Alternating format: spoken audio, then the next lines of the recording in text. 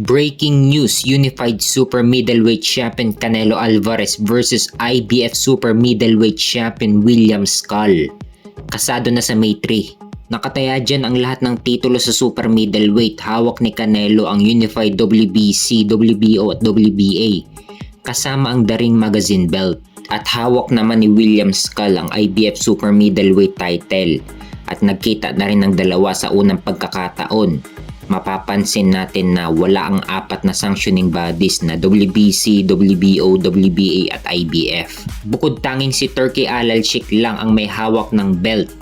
Yan ay ang The Ring Magazine belt at ang bagong belt na Undisputed belt.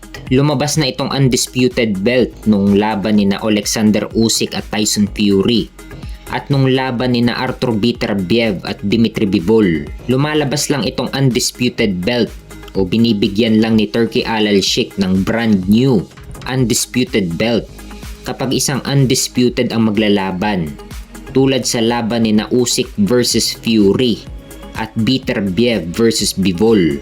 Mapapansin na ibibigay dapat kay Canelo ang WBC belt, kaso sinabi ni Turki Al-Sheikh na wag mong isali dito ang WBC. Ayaw ni Turki Al-Sheikh na makita sa camera ang apat na sanctioning bodies tulad ng WBC, WBO, WBA at IBF. So senyales na ito na hindi nakikilalanin ni Turki Al-Sheikh ang apat na sanctioning bodies. Gusto na rin ni Turki Al-Sheikh na baguhin na ang landscape ng boxing na iisang belt na lang sa bawat dibisyon. Kasi sa apat na sanctioning bodies may kanya-kanya silang rankings. Idagdag mo pa na obligado din magbayad ang isang boxer ng sanctioning fee, lalo na kung hawak niya ang lahat ng titulo sa iisang dibisyon. Kaya ang plano ni Turki Al-Sheikh na tanggalin na itong apat na sanctioning bodies tulad ng WBC, WBO, WBA at IBF at gagawing iisang belt na lang bawat dibisyon. Dahil din kasi sa apat na sanctioning bodies, hindi kasi naglalaban-laban ang mga champion sa iisang dibisyon. At isa pa, masyado ng maraming belt. Imagine sa iisang dibisyon apat ang champion. Hindi katulad sa UFC na iisang belt lang bawat dibisyon at isang champion lang dapat ang kinikilala bawat dibisyon. Sa boxing, sa isang dibisyon may apat na champion.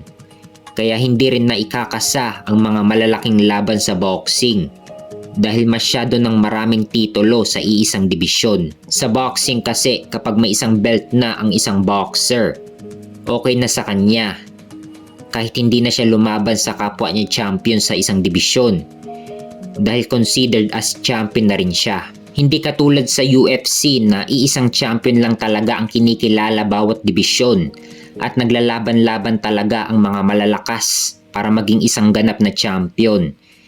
Kaya ang goal ni Turki Al-Sheikh na iisang belt na lang ang kikilalanin sa bawat dibisyon. Kaya abangan natin sa May 3 ang laban ni na Canelo Alvarez versus William Skull.